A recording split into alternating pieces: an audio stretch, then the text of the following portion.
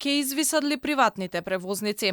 Се уште нема ниту датум за ветената средба со премиерот, ниту пак било какво понудено решение од страна на властите. Градоначалничката одвај се одважи да застане пред камера за да каже дека рекла се што имала.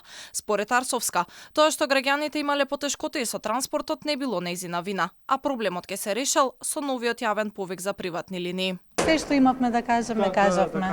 Ма што е кажано? 500 Се што имавме да кажеме, кажавме. Без кажавме. работа на улица, а Тоа не е вина е на оној кој што им го прекина договорот. На автобус достигна на работа. Треба нешто на граѓаните да им кажете, не на нас или на другите. Ќе имаме пресконференција и ќе си кажеме се што имаме да кажеме. За останато се имавме. Кога ќе има решение и граѓаните? Решението е дадено, пуштани се нови огласи, сите оние кои што се честни ќе имаат можност да се аплицираат. Верувам дека нема да дозволат некој да ги манипулира и за политички цели да се игра со нивните судбини.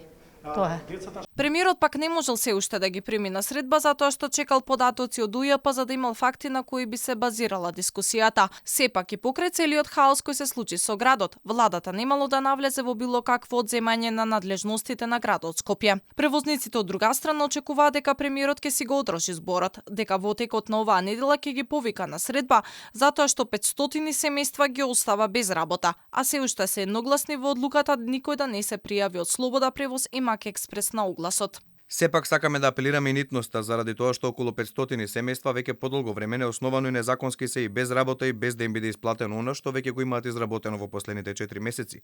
Ако е писмено потврдено како такво и од службите на ЈСП и од службите на градот. Целата ситуација за лидерот на опозицијата Христијан Мицкоски е производ на тајна коалиција помеѓу Ковачевски и Арсовска.